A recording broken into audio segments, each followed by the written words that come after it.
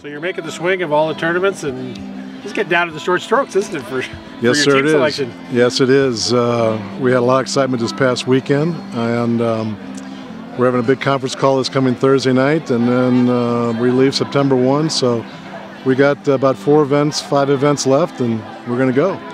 At this point in the ball game, how do you see the team shaping up in terms of young, old, in terms of geographics and things like that? Are you comfortable with the way things are moving at this point? I'm very comfortable with the way things are going. I think there's potentially one older guy that has a good shot at making the team, and then most of the other guys are younger. I think they're spread out. These next 2.5 weeks, and then obviously the U.S. Amateur. So we've still got a long way to go, I think. I think some guys are solidifying their situations a little bit more, but there can be a lot of things that can happen in the next few weeks. Now, you played on 3 Walker Cup teams. What kind of an advantage does that give you, or what do you look for that might be unusual that most people wouldn't think you would look for as a captain? You know, and that's kind of the reason why I've come out to the events to watch the players. I don't know what you call it, but I just think I have a player instinct to watch somebody manage their game under competition and see how they hit certain shots. There's nothing I'm really looking for specifically related to Scotland with the wind or the cold or any of that kind of stuff, but I think I can just see it in their eyes, and I try to get close enough to when they're hitting a ball either on the tee or on the putting green, just to see what's going on with their eyes and how they manage their whole game. So there's nothing really profound about it. It's a feeling I got. Most of the tournaments that you're at are stroke play tournaments, whereas the Walker Cup is all match play basically. And so, is there anything that you look at specifically in the stroke play events that will translate into that match play format? No, I think going back to where they manage their game and what do they do when it comes up to a difficult shot? Are they playing the safe game, or are they playing haphazardly? Do they play to their strengths? And that's going to be the key about trying to put the guys together when we go over to Scotland, is putting their strengths together.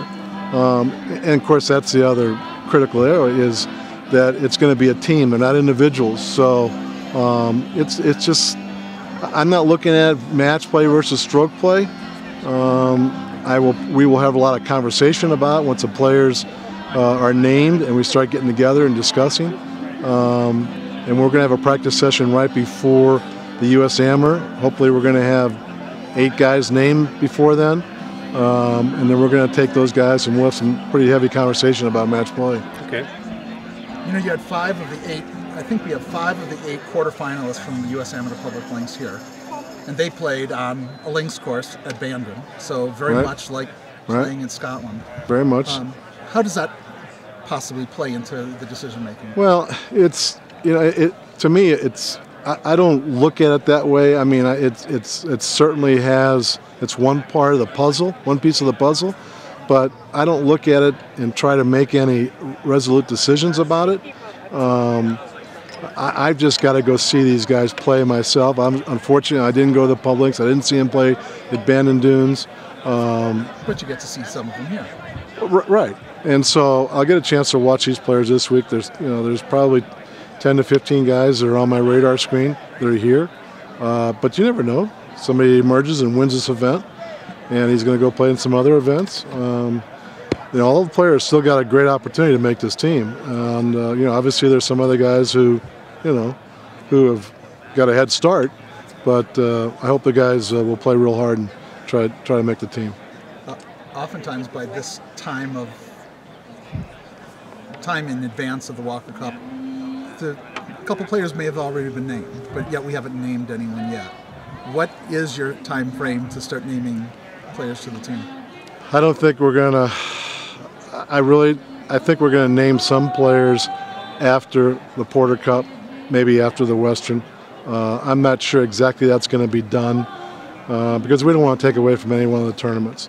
I'm hoping that we will name several players after the Western Amateur and get those players there for this practice session that we're going to have the week before the U.S. Amateur. And where will that practice session be? We're going to have it at Milwaukee Country Club. Okay. Yeah.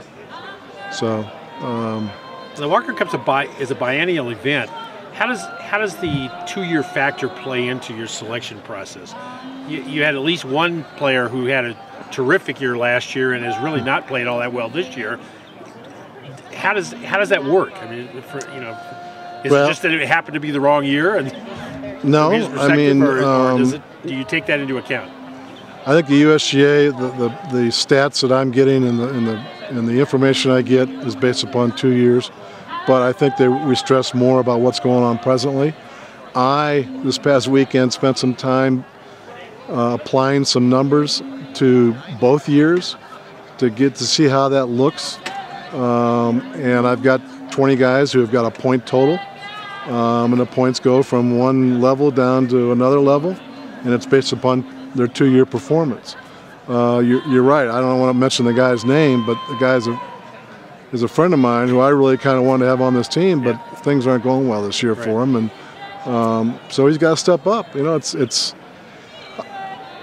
when the USGA has done this in regards to, it's not like the Ryder Cup where we don't have a point system. Right.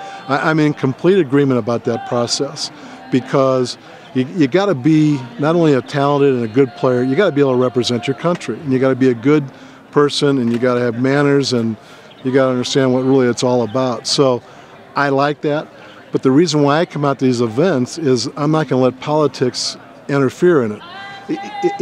If somebody wants somebody on this team, then I want to know that this guy can perform, and so I will have known that having gone to these events and see what they do. How many events have you gone to? How many events have you gone to at this point?